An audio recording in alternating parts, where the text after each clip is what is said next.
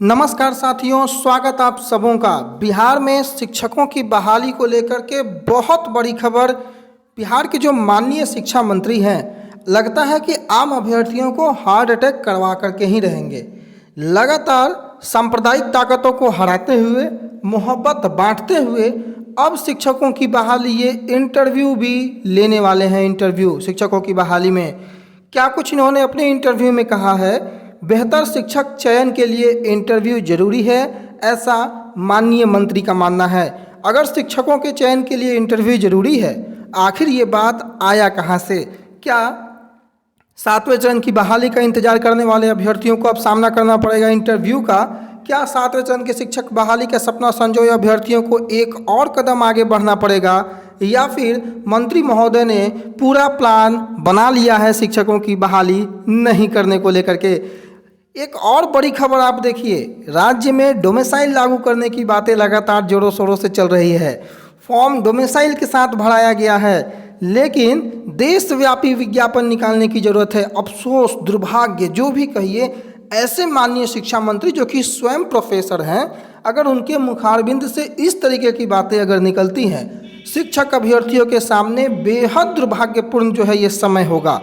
आपकी अगर शिक्षा मंत्री, जिनके जिम्मे पूरा शिक्षा मंत्रालय है, अब वो कहते हैं कि इंटरव्यू की बातें, अब वो कहते हैं कि पूरे देश से अभ्यर्थी बुलाएंगे। उनके प्रदेश में शिक्षित और योग्य अभ्यर्थी उन्हें शायद नहीं मिल रहे हैं, तभी उनको ये बात कहनी पड़ रही है।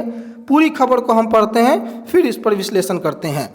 बिहार के सरकारी स्कूलों में बेहतर शिक्षकों के चयन के लिए बीटेड सीटेड पात्रता परीक्षा में उत्तीर्णता के अलावे भी गंभीर किस्म के साक्षात्कार, यानी कि इंटरव्यू, नॉर्मल किस्म के नहीं, गंभीर किस्म के इंटरव्यू जैसे लैंडमार्क की जरूरत है। इस दिशा में सरकार गंभीरता से विचार कर रही है। प्रदेश के शिक्षा मंत्री प्रोफेसर चंद्रशेखर ने ये बात बुधवार को प्रभात खबर से विशेष बातचीत के दौरान कही है। उन्होंने दो टूक कहा कि शिक्षकों की चयन की प्रक्रिया में बड़े बदलाव की सख्त जरूरत है। क्या हो रहा है बड़ा बदलाव? क्या इंटरव्यू का सामना करना पड़ जाएगा 7वें चरण के अभ्यर्थियों का? क्या महागठबंधन की सरकार लाने का खामियाजा उठाना पड़ेगा 7वें चरण के अभ्यर्थियों को?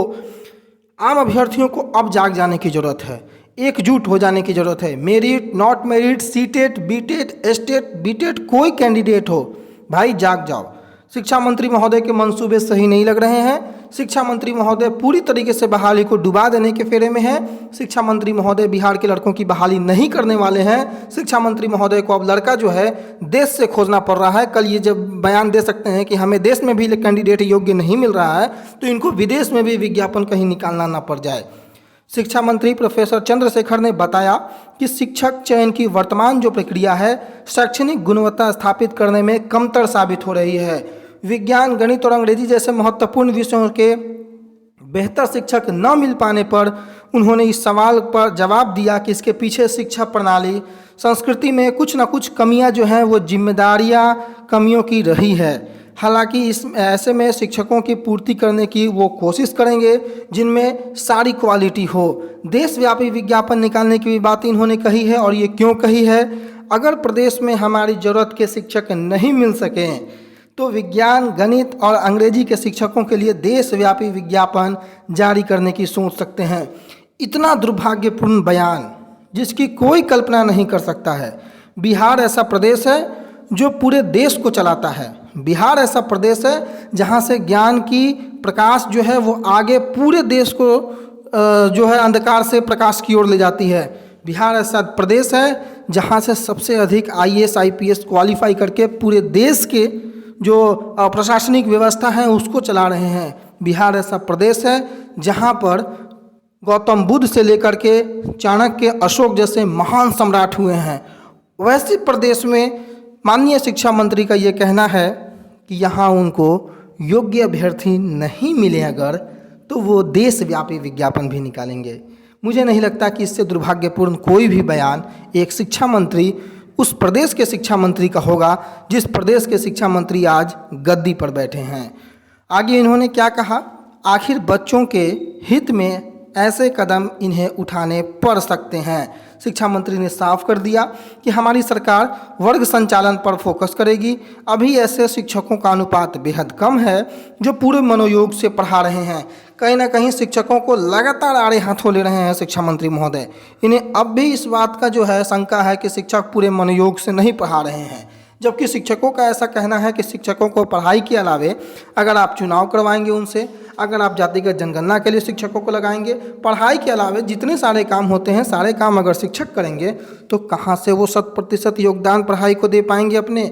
आप जो उनको पढ़ाई के अलावे जो उनको वेतन दे रहे हैं, वेतन के अलावे जो उनसे काम ले रहे हैं, शिक्षकों का काम पढ़ाना होता है, पढ़ाई के अलावे वो सारे कामों को करते हैं, लेकिन पढ़ा पाने में इनका मानना है कि शिक्षक जो हैं पूरी तरीके से मनोयोग से नहीं पढ़ा रहे हैं।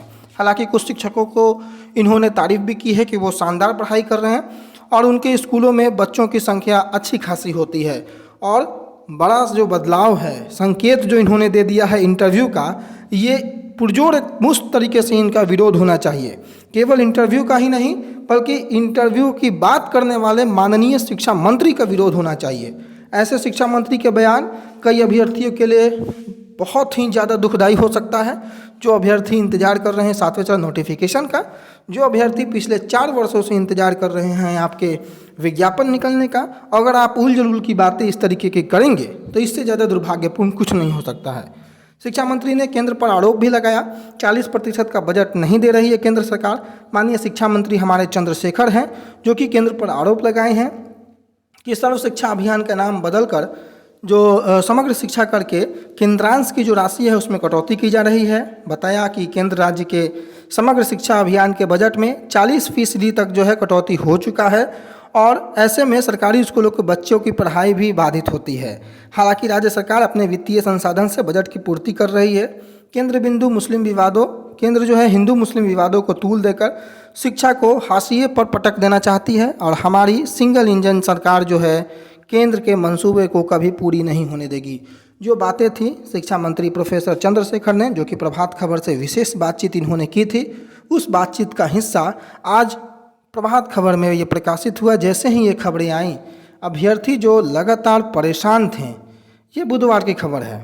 अब बुधवार को ये खबर आई है, हालांकि ये पिछले दिनों की खबर है, लेकिन आज जिस प्रकार से ये वायरल है ये खबर बहुत दुर्भाग्यपूर्ण है। और ऐसी खबरों का आना ये इंडिकेशन है कि महागठबंधन की सरकार क्या शिक्षक अभ्यर्थियों के हितों में सोच रही है या शिक्षक अभ्यर्थियों के गले में फंदे डालने की जो पूरी बदलाव है उसकी तैयारी कर रही है। क्या यही तैयारी का इंतजार हो रहा है?